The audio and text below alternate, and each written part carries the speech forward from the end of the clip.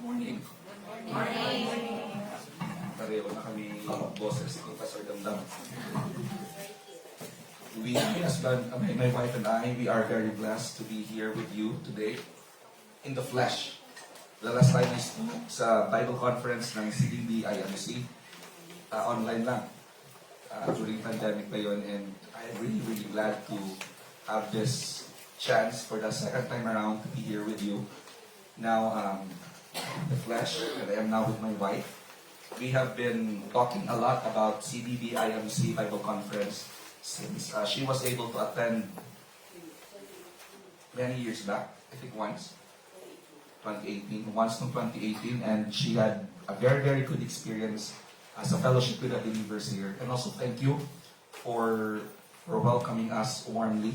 We are really blessed by your ministry and how you have made us feel while we are here. And so thank you very much. And to God be the glory for all that He has done on your behalf to us. This morning we will be starting off our first lecture. I have entitled this The Trustworthiness of the Scripture. I hope that you have your handouts there with you.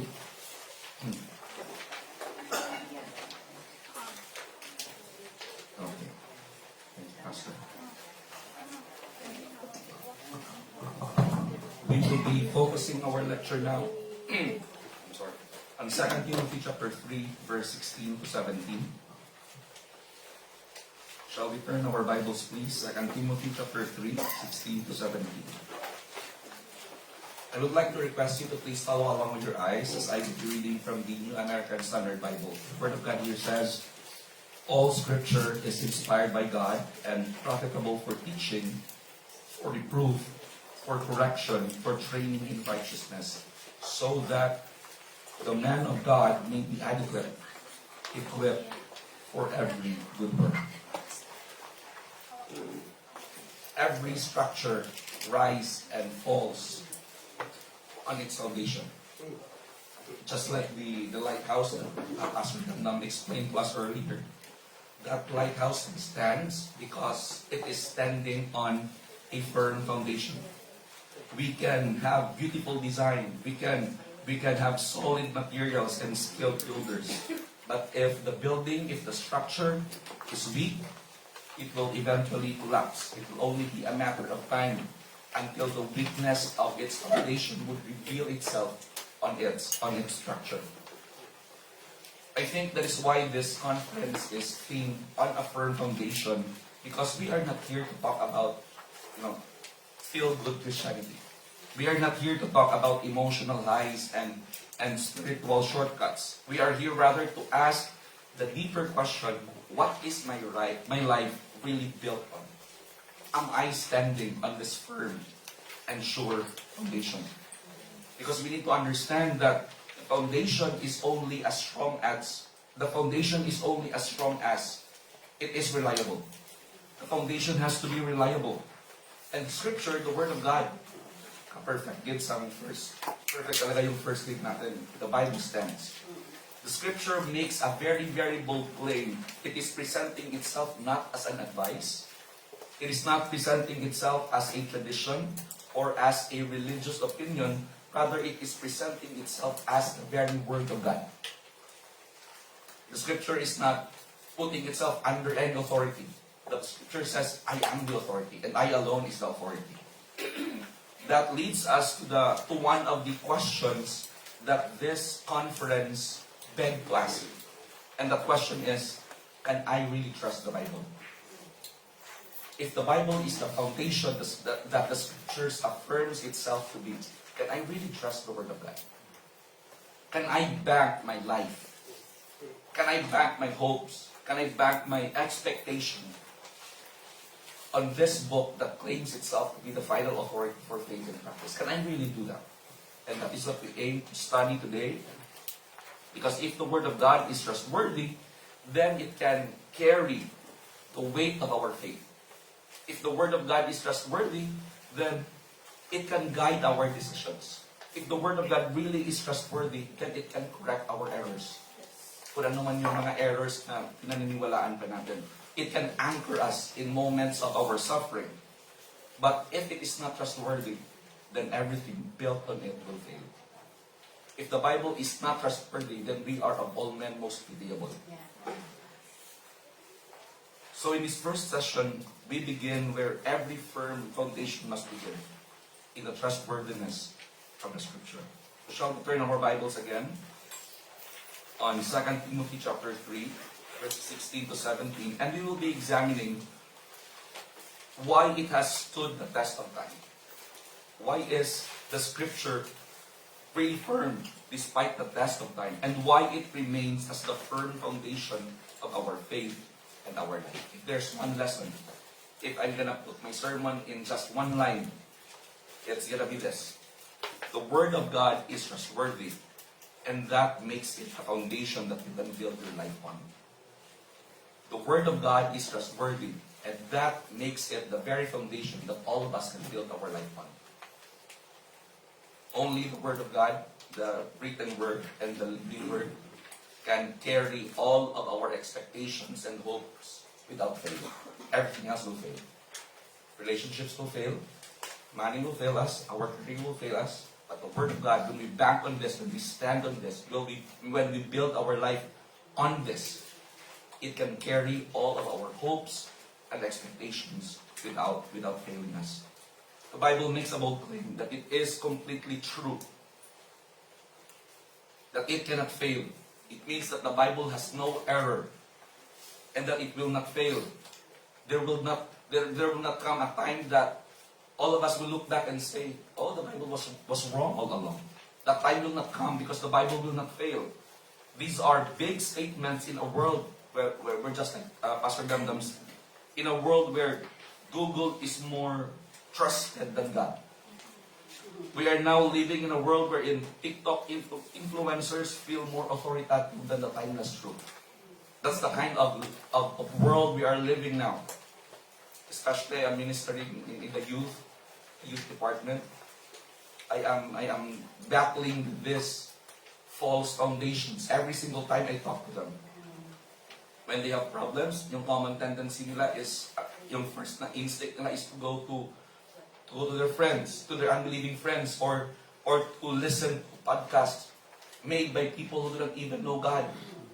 When you observe them talk, talagang ma-determine mo kung sino yung pinapanood nila. Because the way they talk, yung mga gestures nila, yung mga jargons nila, you can automatically detect it back to a certain influencer who talks like that. It means to say that they're spending more time listening to those people. And that's a dangerous thing. Because we need to build our life on a firm foundation.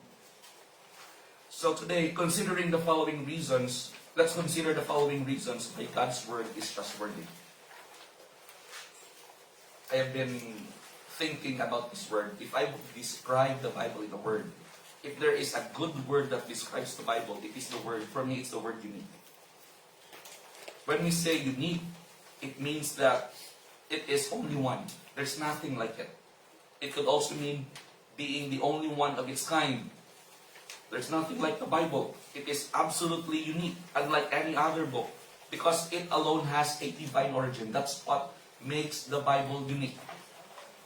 Because it is from a divine origin. It is from God Himself. And there are a lot of remarkable truths about the Bible na hindi po natin ma-explain by logic or by human explanation. It will only make sense when we believe that this is really from God. And allow me to point some of those on this next part.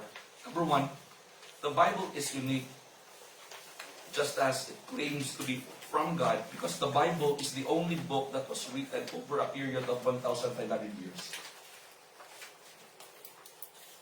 Na-complete po yung Bible within the time period of 1,500 years.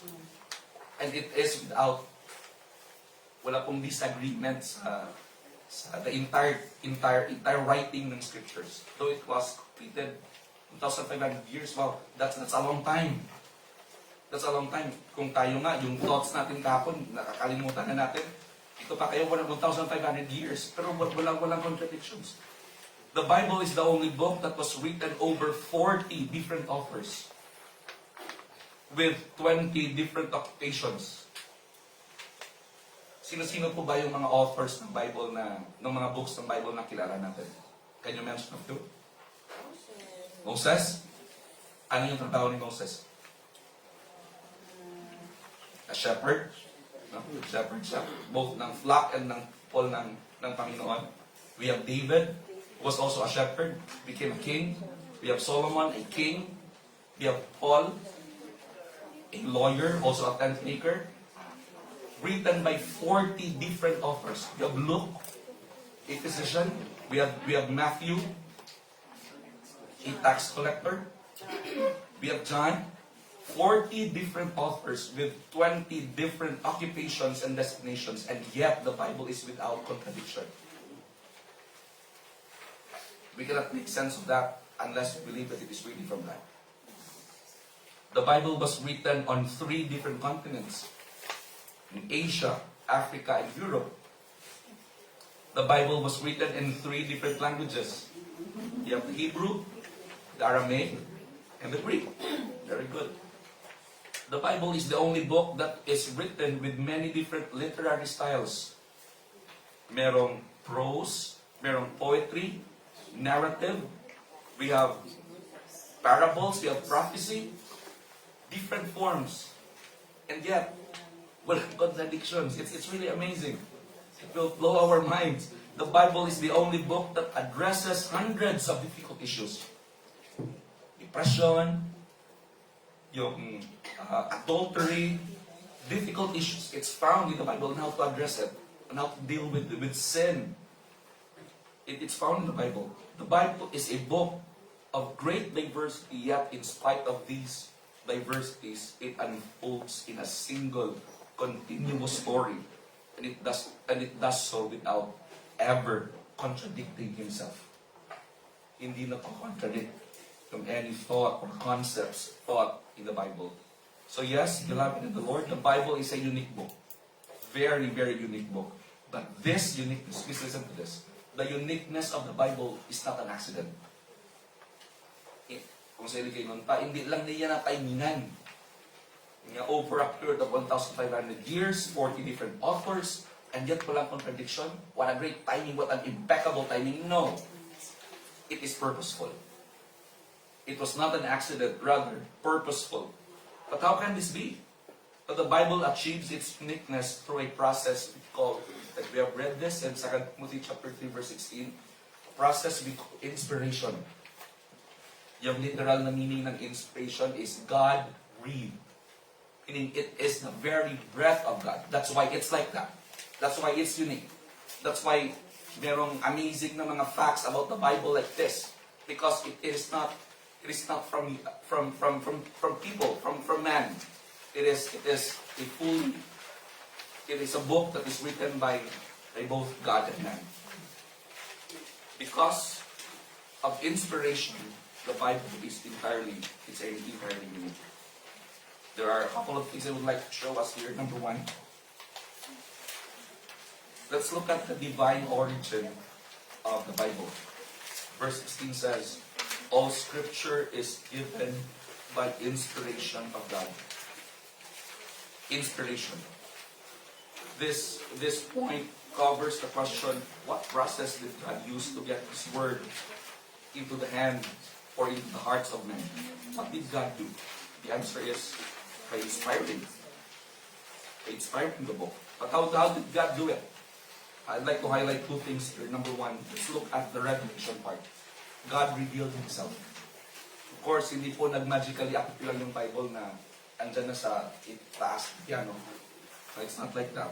God revealed Himself. The first step in getting the Word of God on paper that now called as the Bible is the process known as revelation. God revealed Himself. You know, itong teaching about God revealing Himself is a very, very humbling truth. Because we would not know God by any degree unless God would take the initiative to reveal Himself. Hindi po tayo ka-level ng Panginoon. So regardless of what we do, we have this notion na mayroong higher being, but we do not really know what this higher being is like, what God is like, were it not for God revealing Himself first. That's why God has to reveal Himself first, because our they know not tried it. And it only led to blasphemy and idolatry. God has revealed Himself for us to get to know what this God is like, who this God is. So this process involves God telling man what He wants written. Inspiration, revelation is God telling man, God revealing Himself to man, what God wants written in His Word. And God done this in different times. God used varying means to give His revelation to man. God spoke in many, many instances in the Bible. Allow me to mention a couple of things here. Number one, God spoke through angels. Diba, every Christmas, it's always emphasized that this angel spoke to Mary.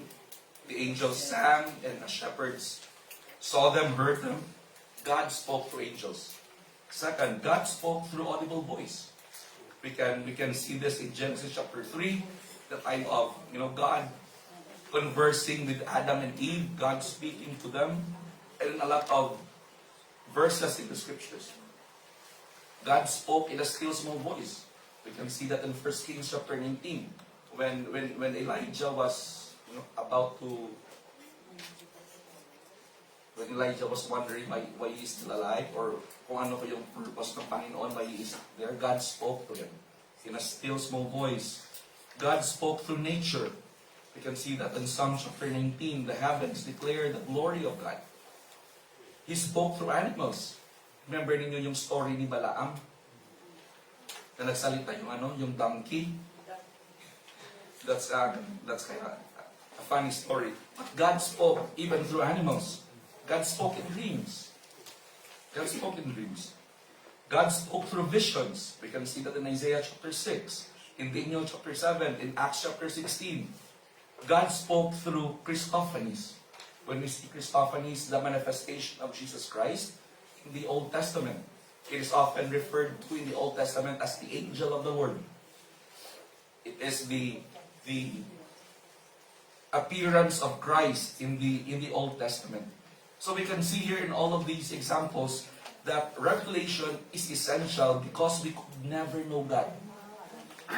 In our own attempts, we could never know God, not even a glimpse, unless He would choose to reveal Himself first. Without God's initiative to make Himself known, all of our efforts to understand Him will only end in futility. It will be useless. Worse, it will only lead to blasphemy and idolatry. There's this Russian cosmonaut by the name of Yuri Gagarin. When he reached the space, he looked around and he said, God's not here. When he came back to Earth, he proclaimed to the media that I went to space, but God was not there. So there's no God. And then C.S. Lewis replied to this TV broadcast and said, of course you will never find God in space, because you're not on the same level. The only way for man to know God, if God would stoop down to his level. Just like Shakespeare, when he wrote himself one of his story, kasi naawa siya sa main character ng story na sinulat niya. So, nilagay yung sarili niya sa story na sinusulat niya. So that's when this main character and the character that Shakespeare made, na siya talaga yun, they met in the story. That's how we really find God, when God would stoop down to our level. So it makes perfect sense that Yuri Gagarin would reach space and say there's no God. Kasi we're not on the same level. Unless God would take the initiative to stoop down on our level, then we will know Him. No matter how high we reach, we will not find God. That's why this teaching of revelation is very, very important. Because we will not have the Bible if God will choose to reveal Himself first. We will not have a clue of how to worship Him. We would not have a hint of how it is to please Him, were it not for God revealing Himself first. In 2 Peter chapter 1, verse 21, it says here, for the prophecy came not in old time by the will of man, but holy men of God spake as they were moved by the Holy Ghost. God speaking, and then men writing as they were moved by the Holy Ghost. Let's look at the second part. Not only revelation, after God revealing Himself, then He inspired men. The second step in the process is inspiration. Inspiration is God superintending men to write without error what God wants written. God superintending man to write without error what God wants written. Sabi no? Paano na yan? Without error. God superintending man. Listen to this carefully. To write, God superintending man to write without error what God wants written. That's a very important line on the part. To write without error what God wants written. When God superintended man in the writing of the scripture, called this the original manuscript. And the Bibles that we have now on our laps, this is already the translation of the translation of the translation. So these are just copies. Yung inspired na copy nito is original. First, the original manuscript. So when God superintended men in the writing of the original manuscripts, listen to this. This is interesting. God did not override their personalities. God did not erase their personalities. It's not like the ones that we see in the movie when a person is possessed, yung mata niya nawawala yung itim, and then parang sumusulat na lang na on a frenzy. So, hindi yung ganun. God, however, guide their choices of words when they had written down all that God had given them in His revelation. They had produced a perfectly inspired record of God's revelation, giving the world a perfectly inspired statement of His word to men. God did not erase their personalities. God did not change their backgrounds or erase their backgrounds. God maximized their training. He used it to write the Bible. He worked through them. God did not override them. Hindi sila parang sinabi ng Panginoon na, you are like this, okay, I will take over. I will just use your body. No, it's not like that. Their unique experiences and skills became the very instruments of the completion of God's Word. When God wanted to tell the story of creation and establish the foundation of history before any human witnessed it, He raised up Moses. Ginamit ng Panginoon yung educational background ni Moses, even his experience in the wilderness. This education, Moses acquired this in the royal courts of Egypt, di ba? Yung story ni Moses, he was adopted by Pharaoh's daughter. So Moses had access to a sterling education. He was training him to be a pharaoh. So of course he has to be knowledgeable of history. And I think one of the best schools if you want to study history is in Egypt, the University of Alexandria. I don't know why Egypt. Siguro kay una sila na-establish ang mga civilization nila. And they have this good sense of writing down things. That's why they have record of history. He was educated in Egypt's royal courts, trained as a prince, and he wrote Pentateuch. Pentateuch is history. The first 5 books of the Bible. Genesis, Exodus, Leviticus, Numbers, and Deuteronomy. God didn't waste Moses' experience. God didn't waste Moses' training. All of those things talagang nag-funnel down sa kung paano siya ginamit ng Panginoon. And we can get a good application to that. That your training, at where you came from, your background, God will not use that. God will not waste that. If you are willing to be used by God, He certainly will find a place for us to be used. When God wanted to present Jesus as the rightful king of the Jews, with a clear line back to David, He chose Matthew. Ano po ba yung trabaho ni Matthew? He was a tax collector. He was very keen with details. Siguro kasi naglilista siya ng mga utang. He's very keen. Talaga, ang details ni Matthew, it's amazing. It's amazing. He was meticulous, he was organized. To trace the royal genealogy, he's the perfect man. to be used by God. When God wanted the world to understand that Jesus was not only divine but truly human, He appointed Luke, a physician, who carefully recorded the physical suffering of Christ. Remember niyo, sa Gospel, si Luke lang may record na Jesus sweat drops of blood. Today, we have a name for that. It's called hematidrosis. Luke took notice of that because he was a doctor. Yung hematidrosis, na yung sweat natin nagiging blood because of stress, extreme na exhaustion. You can Google that later. It's called hematidrosis. It's a physical condition. Luke noticed that because he was a doctor. And when God wanted to proclaim that salvation is by grace, not by works, not by obeying the law, because we cannot really obey the law perfectly, He raised a lawyer. He raised Paul, a highly trained lawyer and a Pharisee, to do what? To systematically explain the gospel and defend the doctrine of justification by grace.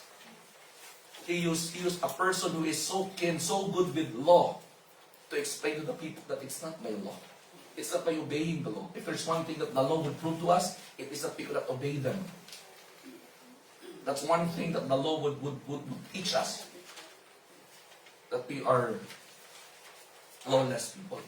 That even if there is a law, we don't obey it. God didn't set aside their personalities, their experience, or their training. He chose to write the Bible using those. He worked through them. He didn't erase who they were. He used who they were. Each writer's background became a tool in the hands of the master author. And yet, while their voices, their styles, their perspectives remain unique, what they wrote was exactly what God intended them to write. To communicate. Every word is both fully divine and fully human. Fully divine and fully human. Kasi yung inspiration is from the Lord. God using men to write perfectly what God wants written.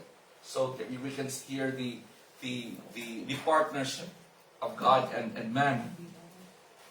Because the Bible is not just man's best way to tell us about God. It is also God's perfect message to man. That's why this is fully divine and fully human. I'd like to pause here and spend some time to apply this in our life. Beloved in the Lord, if the Word of God is trustworthy, if the Word of God is truly breathed out by God, why do we so often treat the Bible as optional? Why do we often treat the Bible as something we can just live without? Turning instead to psychology or to self-help books or our sheer willpower to solve our problems, to solve our concerns, to fix what's broken in us or in our families. I hope this is not the case for us. We seek lasting change in our children. We want healing in our marriages. We want strength in our struggles. But no earthly tool, no matter how polished, no matter how sincere the author is, can do what only God's Word can do. If we truly believe the Scriptures is from God Himself, then we must treat it more than wisdom of men and lean on it before anything else. I hope that the Bible is not our last recourse. I hope that this is the first recourse. That we turn to the Scriptures instead of asking first our friends, then if Christian pa sila, maybe turn to the Scriptures first. Seek the principles of God's Word. The second thing I'd like us to see here is not only its divine origin, but its dependable facts. The Bible is trustworthy because of its divine origin. The Bible is trustworthy because it has dependable facts. We can see this in Proverbs chapter 30, verse 5. If you have your Bibles, let's get Proverbs 30, verse 5.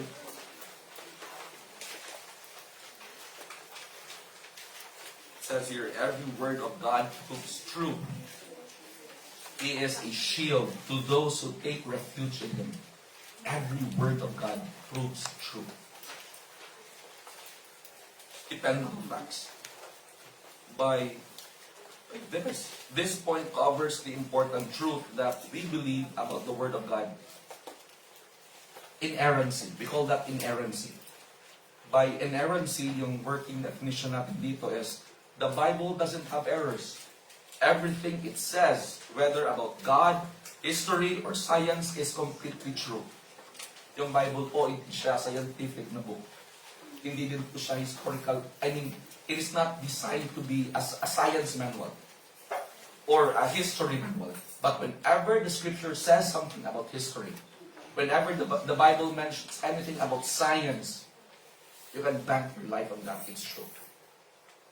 It will prove itself to be true. So the question, can I really believe everything the Bible says? Yes, you can. Let me show you the dependable facts here. The Bible is unique in that it is inerrant. It literally says nothing that errs from truth. Although the purpose of the Bible was to record all of history or to teach science, where it does state facts regarding history or science or any other subjects, it is without error. It is true.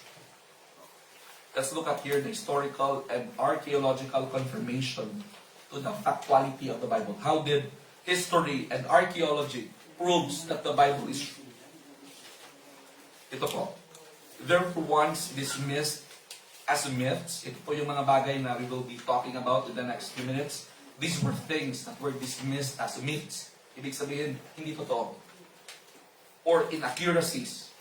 But are now confirmed by archaeology and history. Number one, the existence of the Hittites. Yung mga skeptics, he said that the Bible mentioned a major nation called the Hittites, but there was no recorded record in secular history. But now, here's the confirmation. Archaeologists later discovered over 10,000 clay tablets in Turkey, confirming that there was really this group of people called the Hittites. Let's talk about the global flood in Genesis chapter 6 to 9. Critics claim that this global flood was mythological, and unsupported by science or history. But the confirmation is this. More than 300 ancient cultures, including the Sumerian, the Babylonian, the Chinese, the Mayan, the Native American, they preserved flood legends with striking similarities. May mga flood stories sila. And there were things na similar sa stories nila. Like a divine warning, a chosen family, a large boat, animals, global destruction. These are the important details na common sa different na mga stories ng mga Chinese, Sumerian, and other groups of people. They have flood stories. And may mga common things, stories nila. They are all pointing to a shared historical memory. Next, the story of Moses in Exodus chapter 2. Sir, nakuha ko ng status. Nung PhD pa ako sa seminary, si Pastor Damdam yung Biblical Archaeology. Sure po. Tama, sir. Biblical Archaeology. Skeptics dismiss the story of a Hebrew baby being raised in Egyptian royalty. They said it's fiction. The Egyptians hated the Hebrews so much. Tapos, i-adapt ng isang princess yung isang Hebrew child. That's absurd, according to skeptics. They don't do that. They hated them. They hated them. But here's the confirmation. Historical evidence of a queen named Hatshepsut.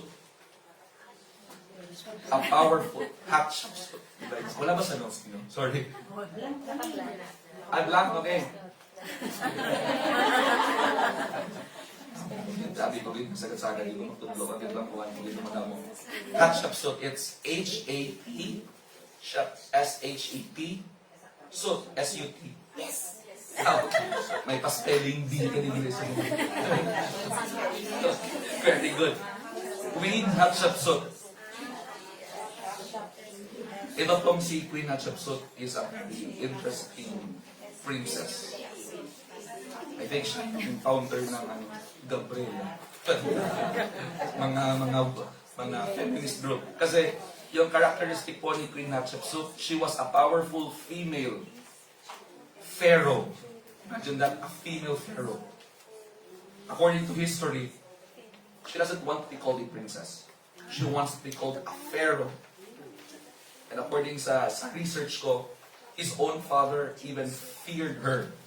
Kasi talaga, ang very, very strong-willed. Grabe ka strong-willed. Empowered women. This matches the biblical setting of a princess who would defy the norms. So if Egyptians hated Hebrews with this kind of personality ng isang princess, she could definitely take a Hebrew baby and raise it in the palace. She was so strong-willed. She had no biological children. Egyptian records note of a mysterious adopted child raised as a royal. Matching perfectly. Many scholars, including the historian Josephus, named Hatshepsut to be Pharaoh's daughter who took Moses in. Moses being raised in a royal environment explains why he was educated in all the wisdom of Egyptians. That's in Acts chapter 7, verse 22. Perfectly preparing him to write the Pentateuch. So what was once dismissed to be untrue, history would now attest that that's really what happened. Let's look to architecture and engineering, confirm the factuality of the Bible. Now, these relate to design, to measurements, to construction principles in the Bible that were far ahead of their time. Let's look at Noah's Ark dimension in Genesis chapter 6, verse 15. People would say, a floating ark that size seemed impossible to float. Let alone survive if the worldwide flood is even true. That's what they said. But in 1993, a study by South Korean scientists at Korea Research Institute of Ships, mga barko, and Engineering tested various hull dimensions for stability. They made an experiment. Kung ano ba yung dimension ng isang barko that would really make it stable. Stability, ito yung mga criteria nila. Stability, strength, and comfort. Out of 12 designs, the ark's exact dimensions recorded in Genesis chapter 6, 300 cubits long, 50 cubits wide, and 30 cubits high, proved to be the most ideal. What was once dismissed as that would float, now it's the exact dimension that our ships now are built for its stability. That's sa science, that's a 6:1 length to width ratio. 6:1. Which is still used today for large cargo ships to maximize stability and wave resistance. So back then they said, it won't float, it will just sink. Now they're saying, this will float. This is the most stable dimension for a ship. The ark's box-like design was perfect for maximum capacity and survivability in rough waters. Exactly what we would want in a vessel that was meant to withstand a global flood. If there is a single vessel that would survive a global flood, it would be a ship with this sort of dimension. The 6:1 length width ratio. Sabi no? Ito pa, another. The Red Sea crossing in Exodus chapter 14. Actually, you can YouTube this. It is in YouTube. Skeptic says that there are no archaeological proof that has been found for Pharaoh's army drowning or the event itself. Walang record na may nangyaring ganun. But here's the confirmation. Well, Egypt wouldn't record a national defeat. Modern underwater discoveries in the Gulf of Aqaba, that's a part of the Red Sea, have found coral encrusted, meaning na nabuuan na ng mga corals. Coral encrusted chariot wheels, axles, and human and horses' bones. Yung mga buto. Actually, you can Google that and search that on YouTube. It's amazing. It's amazing. Potential evidence matching the biblical event recorded in Exodus. Na merong nangyari talagang ganun. Another one. Let's look at the scientific confirmation. Ang dami ko lang na-prepare. I thought I have 3 hours. Okay. Last na lang, last. Let's look at the scientific confirmation to the factuality of the Bible. Let's look at Genesis chapter 17. The circumcision of Hebrew male babies on the 8th day. Kung magkakaanak kami na lalaki, I would have him circumcised on the 8th day. Sabi ng mga skeptics, yung view nila is a random command with no scientific basis. They dismissed it. But look at the confirmation. Medical research shows, how do I pronounce this? Prothrombin. Prothrombin and vitamin K needed for blood clotting that is peaking around the 8th day after the baby was born. Nag-peak ng maximum level yung prothrombin and vitamin K, mga blood clotting elements to prevent the baby from bleeding. No, it is reaching its peak sa 8th day after na pinanganak siya, making it the safest day for circumcision. Let's talk about biblical health laws. Yung mga skeptics, sabi nila, ancient biblical health laws now were often seen as outdated, primitive, or ceremonial. But here's the confirmation. We experienced the confirmation of this 6 years ago. Ano nangyari 6 years ago? May COVID. During the COVID-19 pandemic, the whole world relied on quarantine isolations, hygiene measures, exactly what the Bible prescribed 3,500 years ago. Leviticus 13, we can see there, kung ilang number of days dapat i-quarantine, it's there. It's amazing. It's there. People with infectious skin conditions like leprosy were to be examined and isolated for 7 to 14 days. That's in Leviticus 13. Verses 4 to 5. They had to cover their mouths. They have to live outside the camp. And if they have leprosy, kung nakita silang tao, they have to shout, I've got leprosy. I'm unclean. Para hindi lumapit yung tao. To prevent contact and spread. That's in Leviticus chapter 13, 4 to 5, 46. And then merong re-evaluation ng priest. If the person who got sick is getting better, he needs to be re-evaluated to ensure safety before reintegrating that person in the community. Now, ano yung point ng lahat ng to? The point is, this isn't superstition. This is not random.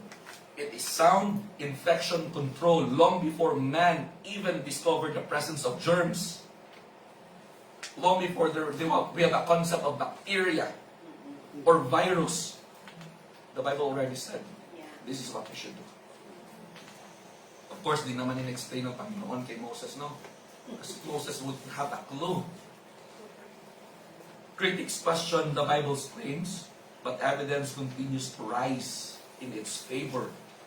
Whether in history, science, medicine, or archaeology, the Bible remains remarkably accurate, reliable, and ahead of its time. Far from being a book of myths, it is divinely inspired to record truth that stands strong, even when the world is still catching up. The world is catching up to the Bible. Imagine that. The world is catching up. That's a funny statement. A very old book, but now the world is realizing, oh, this old book is true. The world is catching up to the Bible. Thank God they are catching up. Long before science caught up, God's word had already spoken. The Bible doesn't aim to be a medical, scientific, or historical textbook, but when it speaks about these things, it is never wrong. It is never wrong. Therefore, true science should only support and confirm what the Bible has already stated, not challenge it, not doubt it. Confirm. Beloved of the Lord, if the Bible has proven trustworthy in the facts that it stated, actually madami pa. I just don't have enough time to go through all of those things. So yung mga interesting part na lang yung mga kinover ko. Facts that science and discovery only caught up centuries later, how can we not trust? How can we not trust? How can we not build our life on this? How can we not? How can we not? What do these dependable facts tell us? It tells us that this is not just a spiritual book. It is truthful. It is trustworthy. So if it speaks the truth about creation, how could it lie about salvation? If it was right about the world, it must also be right about eternity. Because this book is truthful. The Bible is trustworthy in its facts. It can no less be trustworthy in its promises and threats. If we can trust the Bible for its facts, trust also sa mga promises ng Panginoon, and trust also its threats. Sometimes also, we only want to believe the promises, but not the threats. That's a dangerous thing. We need to take the Bible na talagang buo, not just to pick and choose what to believe. If God has never been wrong in what He has said about the physical world, He won't be wrong about your soul. He won't be wrong about our marriages. He won't be wrong about our churches. He won't be wrong about our families. Trust what He says about Jesus. That whoever believes in Him shall not perish but have eternal life. I've got to insert this. Because this is the most important thing. The one unifying thing in the Bible is this. The salvation of man. That God remained faithful to unfaithful people, though we failed Him time and time and time again. If we are amazed of those facts that I have mentioned earlier, we need to be more amazed with this. That though we are still in our sin, God already showed His love toward us last year. And I'm gonna just skim through this. The Bible is trustworthy because of its divine origin. The Bible is trustworthy because of its dependable facts. Third, the Bible is trustworthy because of its provable truths. Isaiah chapter 55 verse 11, God's word will not return to Him void. It will always accomplish what God's purpose for His word. The question I would like to answer here is, does this very ancient book map in my life today? Since it's very old, does it still map here today? Is it still relevant in my life today? Since everything the Bible says is true, everything it promises will come to pass. You can see that number one on its fulfilled prophecies. Madami nang na-fulfill na prophecies ng Bible. Sino nga yung sikat na sa Pilipinas? Baldwin. Kilala niyo na si Baldwin na nag-predict ng ano yung mga mangyayari sa Pilipinas. Si Rudy Baldwin. Okay. When Rudy Baldwin makes predictions, it's always very, very big. Na parang kahit di na niya sabihin yun, talagang mangyayari naman talaga yun. Like flood, syempre. Nasa Pilipinas tayo. So talagang we should expect floods, and we would mention of typhoons. Of course. The 20 plus yung typhoons na passing through the Philippines this year. But when the Bible makes a prophecy, it is very, very detailed and definite. While some contain vague forecasts of future events, none of them hold anything comparable to the vast number of specific prophecies fulfilled, like the prophecy of Christ's birth. The prophet Daniel provided specific time period of Christ's birth. We can see that in Daniel chapter 9, 25 to 26. It says, "Know therefore and understand that from the going forth of the commandment to restore and to build Jerusalem, and to the Messiah the Prince shall be 7 weeks, 60 and 2 weeks. 1 score in the Bible is 20 years. So 60 is what? 60. Ano pa? 7 weeks. That's 69. 7 weeks and 3 scores, 20 years, 3 scores and 2 weeks. Sabi dito, the street shall be built again, and the wall even in troubled times.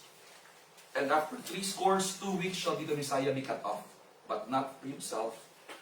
And the people of the prince shall come, shall destroy the city, the sanctuary, and the end thereof shall be with a flood. And at the end of the war, desolations are determined. The point here is that the prophet Daniel predicted the exact time of Christ's appearance. The 70-week prophecy in Daniel chapter 9. This refers to the decree most likely made by Antiochus in 445 BC. In Nehemiah chapter 2.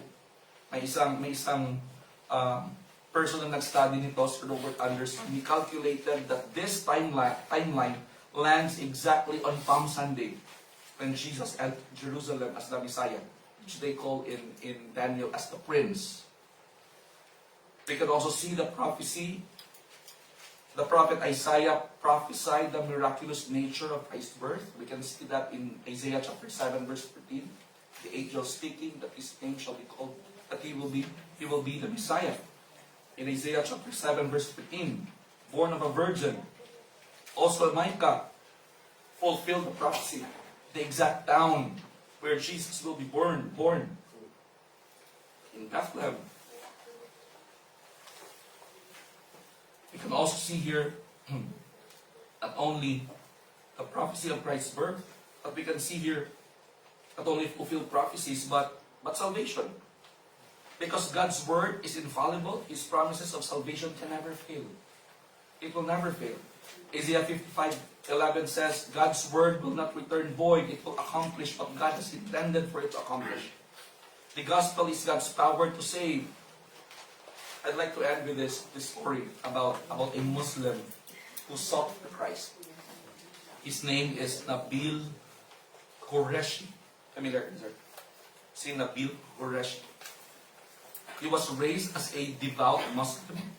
Nabil encountered a Christian friend, a man who could lovingly explain to him the scriptures. They did intense Bible study. They did prayer until Nabil was convicted in his heart to put his faith in Christ as Savior. So he trusted Christ and became a powerful voice for Christianity before he died of cancer in the year 2017. Bago lang, around 8-9 years ago. Yeah. And before he died, he left a book entitled Seeking Allah, Finding Jesus. So the salvation that is presented in the scripture is true. So it is true. We can bank our lives on this. Infallibility means that the Word of God will never fail, not just in what it foretells, but in everything that it promises. It is completely trustworthy, not only because it is true, but because it cannot be proven false and will always come to pass. As we end here, if God's Word is infallible, then we can trust that our salvation is unshakable. That our growth, because of the Holy Spirit in us, would be inevitable. And that the future is certain for us. Not because of our strength, but because God's Word never fails. This is the trustworthiness of the Scripture. This is the firm and solid foundation that we must build our lives on. May the Lord bless the study of His Word today. Let's pray. Our dear God and loving Heavenly Father, thank you for giving to us your Word. Thank you for making sure that we would get the right understanding of who you are. Otherwise, this life would be hopeless. Otherwise, this life will only be filled with anxiety, worries, with uncertainties. But thank you, Father, that in all the shaky grounds that this world may build their hopes on, we have this sure thing. We have the certainty that if we have the Bible, that we have Christ as the solid foundation where we plant our feet, we are safe. We are secure. Thank you, Father, that in all of the uncertainties in this life, we can rest on this one true thing. We thank you that we can trust the Scriptures. Thank you that we can trust your Word, because it is written by you. This is your Word. Father, help us to really build our life on this. Our decisions, our thoughts, our plans, may it be directed by your will found in your Word, that we will live lives that are pleasing to you. Receive the praises of the thanksgiving. This is our prayer. In Jesus' name we pray. Amen.